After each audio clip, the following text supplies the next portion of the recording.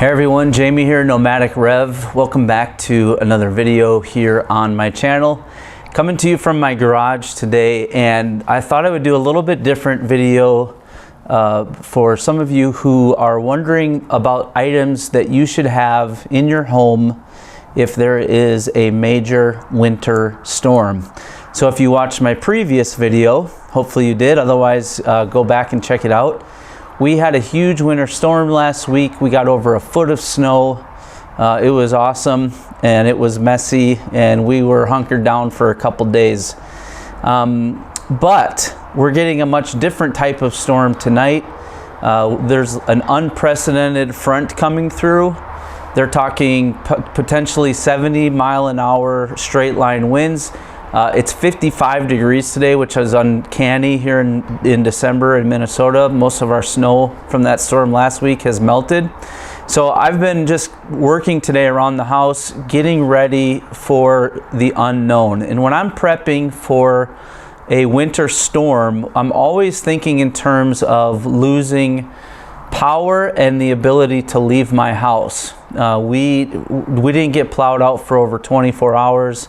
And so having things on hand is so important. And this is a great video, even if you're not in a colder climate like I am. There are certain things that you can have around the house for when the unexpected happened. There was just a huge tornado outbreak last week. There's still people in Kentucky without power and without water, and it's devastating. And I've lived on the Gulf Coast panhandle of Florida, and I've lived through major hurricanes, and I've seen the devastation. So in this quick video, I just want to talk about 5 things that I am working on making sure I have enough of today. And so I hope you enjoy this video. If you do, hit the like button, subscribe so you don't miss future videos, a lot of times done in my van.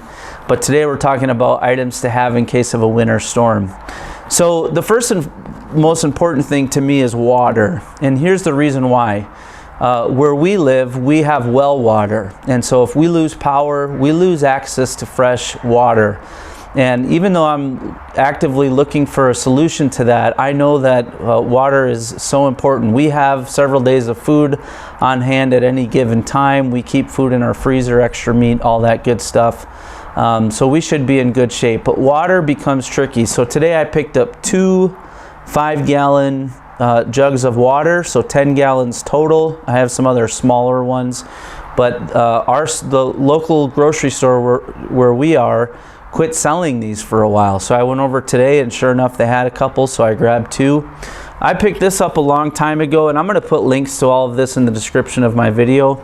But I have one of these manual water pumps, and so this is just designed to go inside of here and give you easy access to water. So water for me was the most important thing.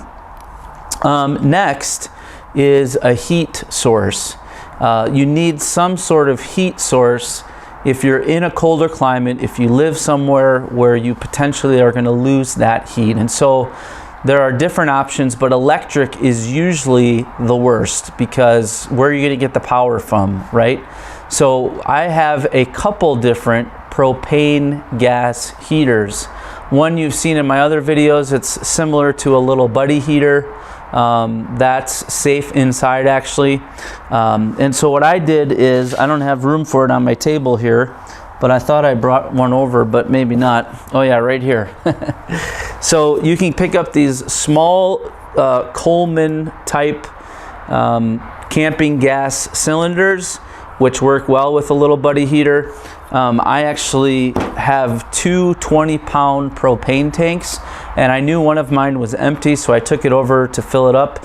And I, a while ago, purchased one of these hoses, which is, I got this for ice fishing actually. So it's just a way to hook up some sort of heating unit to a larger propane tank, like a 20-pound tank, and it's great for ice fishing. I think this one's 6 feet long, and so it was a great purchase. I don't know, it was like 30 bucks maybe, and it was worthwhile. So now I have at least 20 plus gallons of propane for heating. So water propane for heating.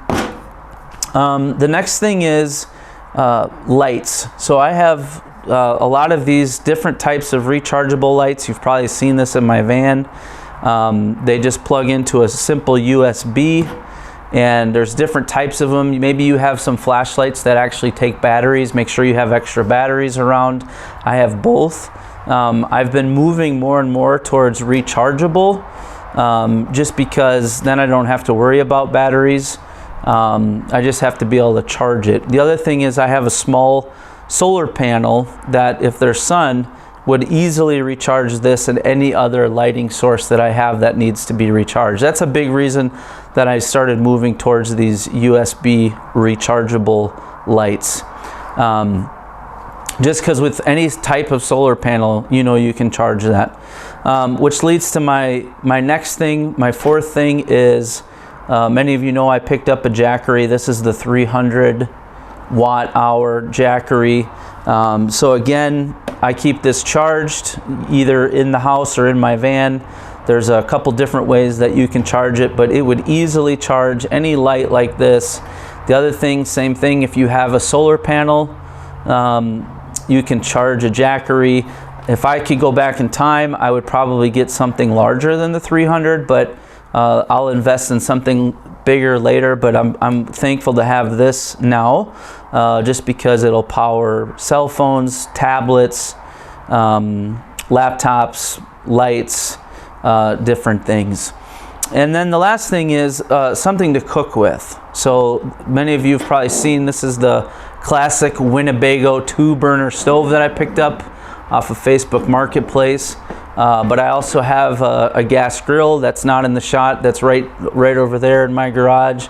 I actually have 2 other types of gas cooking stoves, plus I have a large regular size big old gas grill that I could grill on. So you just want to have something that you can cook on if need be.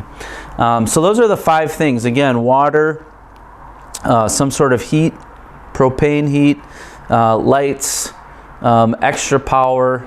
The other thing I'll mention is I actually have other battery banks that I can charge much smaller than this, which is nice to have, so make sure those are charged. And then something to cook with. So that's all for this video. I didn't want it to last too long, but those are kind of my 5 top things in this particular video as I'm looking around my house. If you think I missed something, let me know in the comments below. If you like videos like this, be sure and hit the like button. It helps me reach more people. And if you haven't already, subscribe to the channel. And if you have other questions about prepping for a winter storm in a cold climate, let me know. Thanks for watching. Have a great one. We'll see you next time.